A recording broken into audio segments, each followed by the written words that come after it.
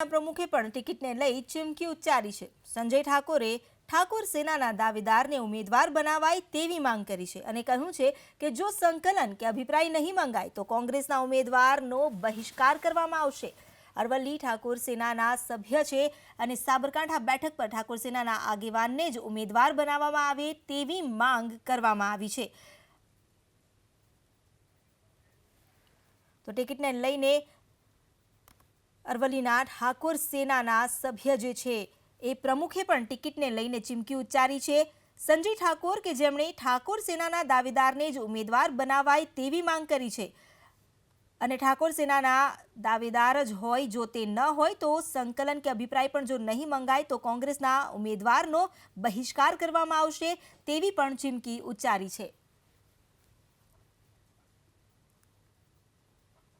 અને આજે જ્યારે 2019નું લોકસભાનું ઇલેક્શન આવી રહ્યું છે ત્યારે સાહેબ ખૂબ દુઃખ સાથે કહેવા માગું છું કે સાબરકાંઠા અરવલ્લી લોકસભા પર ઠાકોર મતદારોનું ખૂબ જ મોટું પ્રભુત્વ હોય। જો કોંગ્રેસ પાર્ટી સાબરકાંઠા અરવલ્લી જિલ્લા લોકસભાના ઉમેદવાર ઠાકોર સેનામાંથી નહીં આપે તો પાર્ટીએ ચોક્કસ પરિણામ ભોગવવું પડશે। ઠાકોર સેના આજે ખૂબ જ મોટા સમર્થન સાથે જોડાયેલો હોય અને આજે અમને સંકલનમાં લીધા વગર ઉમેદવારો ક્યાંક પસંદ કરવામાં આવી રહ્યા છે, એ નહીં સાખી લેવામાં આવે